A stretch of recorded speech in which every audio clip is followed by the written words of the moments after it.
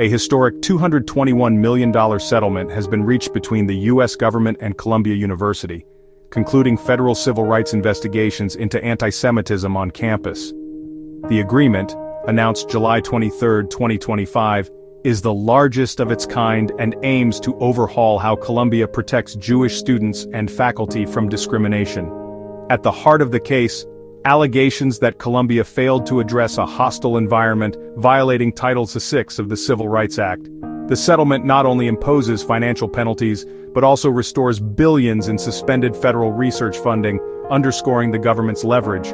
Columbia now faces sweeping reforms, compelled by federal intervention after years of protests and turmoil. The case highlights the challenge universities face in balancing free speech with the legal duty to provide a safe, inclusive environment.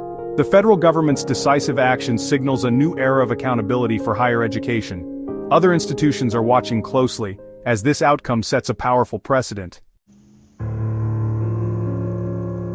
The federal probe into Columbia followed months of escalating campus tensions after the October 2023 Hamas attacks. Pro-Palestinian protests surged, but so did reports of anti-Semitic harassment, leaving many Jewish students feeling unsafe and unheard. The Department of Education launched an investigation to determine if Columbia's response violated civil rights law. The inquiry scrutinized university policies, protest management, and disciplinary processes, all while federal funding was suspended. Columbia's struggle mirrored a national trend: elite campuses polarized by the Israeli-Palestinian conflict, with Jewish students reporting discrimination and intimidation. University leaders faced criticism from all sides, accused of both stifling free speech and failing to protect students. The federal government ultimately intervened, concluding Columbia's actions fell short of its legal obligations.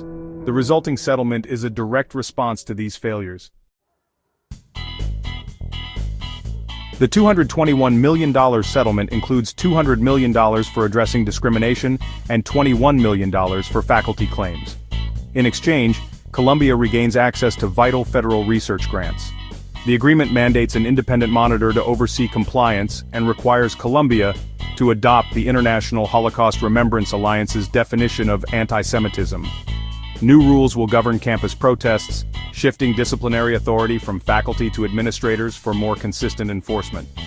Streamlined reporting systems for harassment and discrimination will be introduced. Mandatory training on civil rights laws will be rolled out for all students, faculty, and staff. Dedicated coordinators for Title VI and Title VII will be appointed to ensure oversight. These reforms aim to create a safer, more inclusive campus and prevent future incidents.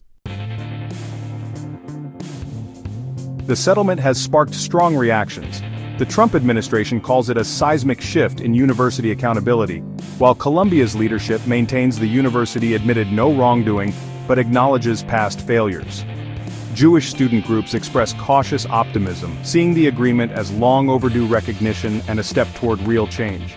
The appointment of an independent monitor and adoption of the IHRA definition are welcomed by many.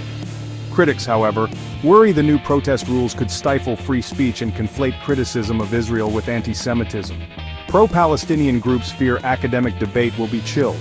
The case exposes deep divisions over how to balance civil rights, free expression, and campus safety. The Columbia settlement sets a precedent for universities nationwide, signaling robust federal intervention when civil rights are at stake. Administrators everywhere are now re-examining their policies on protests and discrimination. The requirement to adopt the IHRA definition may pressure other schools, fueling debate over academic freedom. The success of Columbia's reforms will be closely watched. If effective, they could become a national model. If not, the case may spark new battles over federal overreach and university autonomy. Ultimately, the settlement underscores that federal funding comes with strict civil rights responsibilities. Columbia's next steps will shape the future of higher education and the balance between free speech and student safety.